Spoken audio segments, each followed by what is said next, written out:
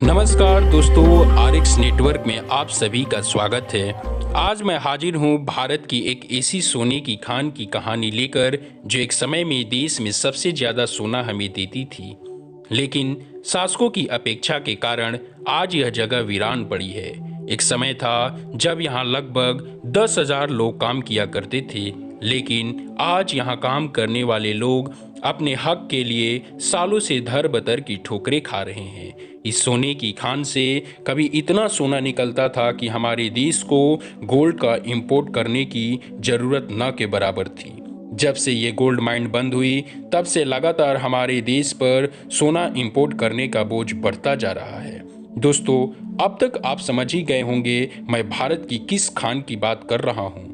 अगर नहीं समझे तो बता दूं, आज बात कर रहा हूँ केजीएफ यानी कोलार गोल्ड फील्ड के बारे में, जो एक समय में मशहूर थी यहाँ मौजूद सोने की खान की वजह से, लेकिन बाद में कई कारणों की वजह से ये खानें बंद हो गई। ये बंद क्यों हुई और कैसे हुई, जानने से पहले जरूरी है ये जानना कि कोलार गोल्ड फील्ड को सुनहरा इतिहास कैसा था। कर्नाटक के बेंगलुरु से लगभग 50 किलोमीटर दूर से कोलार गोल्ड फील्ड यानी केजीएफ भारत की सबसे पुरानी सोने की खान है। यहाँ सबसे पहले सेंचुरी में गोल्ड की खुदाई शुरू हुई थी। कई सदियों तक केजीएफ साउथ इंडियन शासकों की मेन इनकम का स्रोत हुआ करती थी।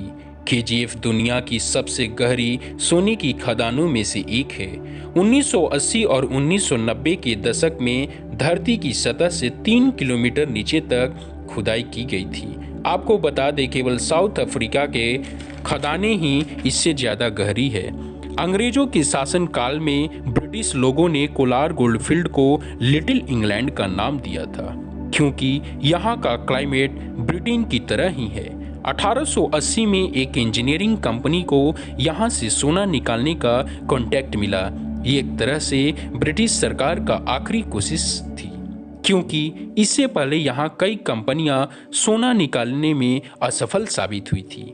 John Taylor and Son engineering company को यहाँ सोना मिल गया। सोना मिलने के साथ ही कोलार के दिन बदलने शुरू हो गए। सन 1902 में इस शहर में बिजली आ गई थी और तब इस सुविधा को पाने वाले सबसे पहले एशियाई शहरों में से एक था।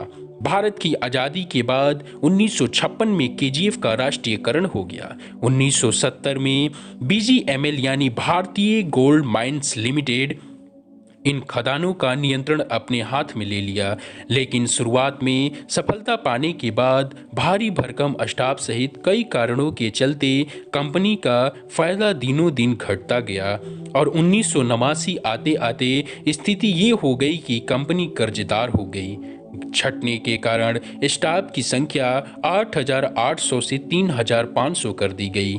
इन स्टाफों के छटने के बावजूद बीजीएमएल की स्थिति में कोई सुधार नहीं आया और सन 2001 में सरकार ने बीजीएमएल को पूर्ण रूप से बंद कर दिया। कर्मचारियों के कोलार छोड़ने के बाद करीब 13,000 एकड़ में फैला कोलार गोल्ड फील्ड किसी भूतहा कस्बे जैसा हो गया। लेकिन दोस्तों, अभी कई एजेंसियों का ये मानना है कि केजीएफ में अभी भी काफ़ी सोना मौजूद है। इसलिए वर्तमान केंद्र सरकार ने 2017 में बीजीएमएल को फिर से स्टार्ट करने की घोषणा की है। इसके लिए सरकार ने टेंडर ओपन कर दिया है। इन खदानों के खुलने से देश में लगातार बढ़ रही सोने की मांग का कुछ हिस्सा इससे पूरा हो सकता है। इससे देश के जेब पर पड़ रहा बोझ भी कुछ कम होगा। आपको बता दें, चीन के बाद भारत में सोने की खपत सबसे ज़्यादा है। आपको ये जानकर हैरानी होगी, 1905 में भारत सोने उत्पादन के मामले में 6वें पोजीशन पर था। तब ये सालाना औसतन 20 टन सोने का उत्पादन करता था।